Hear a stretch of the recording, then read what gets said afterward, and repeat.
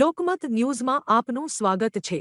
વડોદરા જિલ્લાના સાવલી તાલુકાના એક ગામમાં આવેલી પ્રાથમિક શાળામાં ગ્રામજનોએ તાળાબંધી કરતા ચકચાર મચી છે। શાળાના આચાર્ય સામે ગંભીર આક્ષેપો સાથે ગ્રામજનોએ શાળાના મુખ્ય દ્વાર પર તાળું મારી વિરોધ નોંધાવ્યો હતો। ગ્રામજનોના જણાવ્યા મુજબ શાળામાં અભ્યાસ કરતા વિદ્યાર્થીઓના શૈક્ષણિક ભવિષ્ય સાથે ચેડા થઈ રહ્યા હોવાની તેમને ચિંતા છે। તેઓએ આચાર્ય કોઈ નશાની હાલતમાં શાળામાં આવતા હોવાનો આક્ષેપ પણ કર્યો છે। આ મુદ્દે અગાઉ શિક્ષણ વિભાગને અનેક વખત રજૂઆતો કરવામાં આવી હતી, પરંતુ કોઈ નિરાકરણ ન આવતા ગ્રામજનોએ આકરો પગલું ભર્યું હોવાનું જણાવ્યું છે। ઘટનાને પગલે પોલીસ તંત્ર પણ સ્થળ પર પહોંચી પરિસ્થિતિ કાબૂમાં લીધી હતી। હવે શિક્ષણ વિભાગ આ મામલે શું કાર્યવાહી કરે છે તે પર સૌની નજર ટકેલી છે।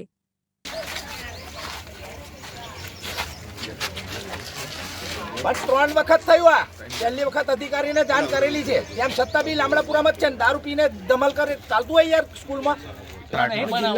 શું નામ તમારું? પ્રકાશ રાઠવા। અહીંયા લામડાપુરા સ્કૂલમાં આપ નોકરી કરો છો? હા હા।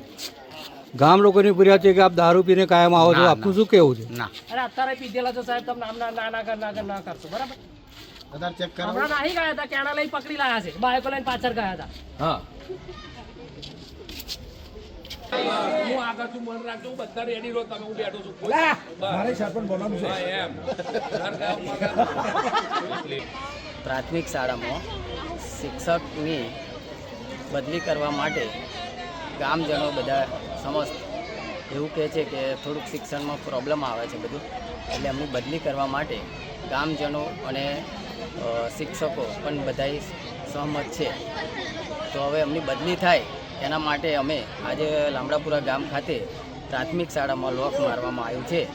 તે અત્યારે છોકરા બધા પંચાયતમાં અમે બેસાડેલા છે, જ્યાં સુધી નિકાલ નહીં આવે ત્યાં સુધી અમે સ્કૂલ નો ગેટ અને ખોલવા દેવામાં નહીં આવે।